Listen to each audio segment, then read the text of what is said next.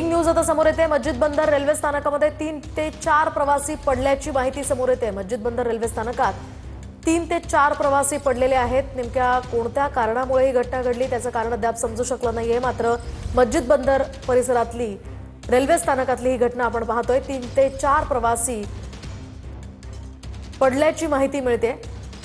Sanders road railway स्थानकावर पुन्हा एकदा हा अपघात झालेला आहे आणि यामध्ये लोकल रेल्वेनं 4 प्रवाशांना उडवल्याची माहिती मिळते।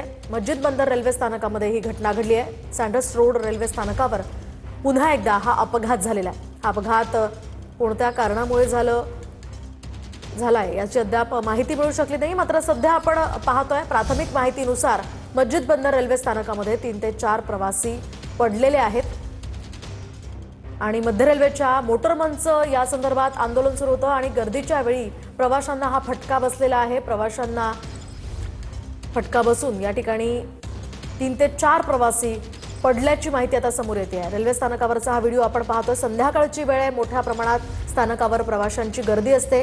दरम्यान या संदर्भात नेमकं काय घडलं ते जाणून घेऊयात आमचे प्रतिनिधी अक्षय मंकनी यांच्याकडून। अक्षय, काय नेमकं घडलंय, काय अधिकची माहिती?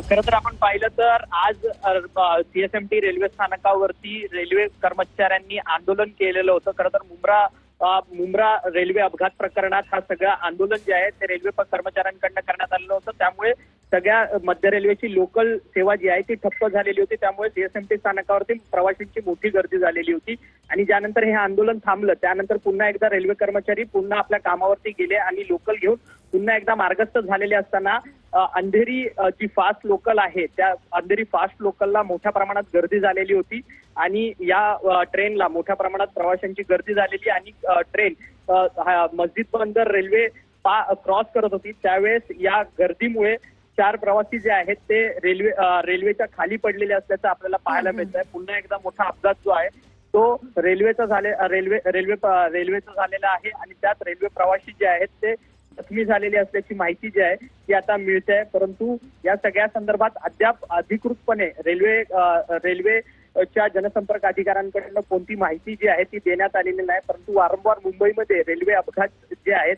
ते होताना सातत्यानं पाहायला मिळतात। आज सीएसएमटी रेल्वे स्थानकावरती मोठ्या प्रमाणात गर्दी झालेली होती कारण की रेल्वे नक्कीच धन्यवाद अक्षय दिलेल्या सविस्तर माहितीसाठी।